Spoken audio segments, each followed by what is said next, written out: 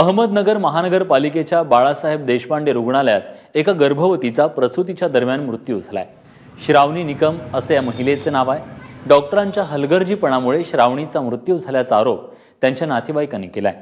3 दिवसांपूर्वी श्रावणीला प्रसूतीसाठी रुग्णालयात दाखल करण्यात आलं, तेव्हा तिची प्रकृती ठीक होती।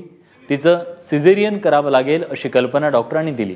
दुसऱ्या दिवशी मात्र सिझेरियनची गरज नाही, नॉर्मल डिलिव्हरी होईल असं सांगण्यात आलं। मात्र सकाळी प्रसूतीच्या वेळी तिचा मृत्यू झाला। नातेवाईकांच्या उद्रेकानंतर पोलिसांनी डॉक्टरला ताब्यात घेऊन तपास सुरू केलाय। डॉक्टर आलेच नाही इथं हॉस्पिटलमध्ये। आमचे सगळे लोक गोळा झाले, ती सिरियस व्हायला लागली तरी डॉक्टर आले नाही। डॉक्टर अक्षरशः 10:30च्या नंतर आल्यानंतर आम्ही त्यांना सांगितलं हे बघा लवकर काय बघा। त्याच्यानंतर पेशंट गेलेला असताना डॉक्टरने सांगितलं दुसऱ्या हॉस्पिटलमध्ये आलो। दुसऱ्या हॉस्पिटलमध्ये हलवलं, तिथं तेच सांगितलं की गेलेलं पेशंट कसं काय इथं आणलं बा। आम्ही त्या हॉस्पिटलमध्ये हलवलं।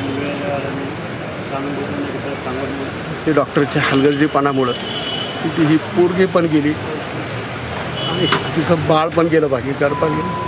माझ्या समोर बाळाचे ठोके बंद झाले।